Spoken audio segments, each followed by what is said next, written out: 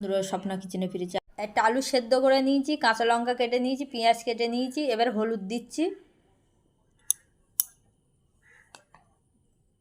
একটু লবণ দিচ্ছি, একটু ধনিয়ার গুঁড়ো দিচ্ছি, একটু চাট মশলা দিচ্ছি আর কর্নফ্লাওয়ার দিচ্ছি। দিয়ে আমরা এই অ্যারারুট দিতে পারো বা ইয়েও দিতে পারো, আমরা এইটা দিচ্ছি। দিয়ে এবার মাখবো। একটু বেশি করে দিলে যেমন শক্ত করে মাখতে হবে আটার মতো। গোল করে নিচ্ছি হাত দিয়ে, এই যে গোল গোল করে নিয়েছি। এইভাবে নিয়ে বানিয়ে নিচ্ছি। এই ময়দা নিচ্ছি, একটু লবণ দিচ্ছি, দিয়ে আমরা গুলে নিই। মধ্যে এইটাও দিচ্ছি, এই যে একটু হাতে ভেঙে নেবো।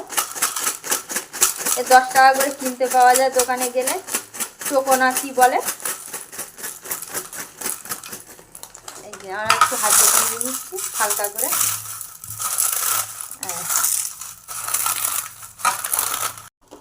ইতে ময়দায় মাখিয়ে এই যে ইতে দিই। চপকে সুন্দর হয়েছে। আস্তে আস্তে জাল দিয়ে, রোমে রোমে জাল দিয়ে ভাজতে হবে। আমাদের ভাজতেছি। এই যে আমার মা ছোটোবেলায় টিফিনে দিত আমাদের এইভাবে করে, তাই আমি আজকে মনে হলো যে মার টিফিনটা আজকে করি, তাই করলাম।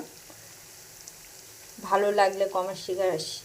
আমাদের বড়া তুলে নিচ্ছি, বড়া হয়ে গেছে। আস্তে আস্তে কম জালে দিয়ে আমরা বড়া ভেজে নিয়েছি। কি সুন্দর করে দেখো, আমরা বড়া তুলে নিচ্ছি,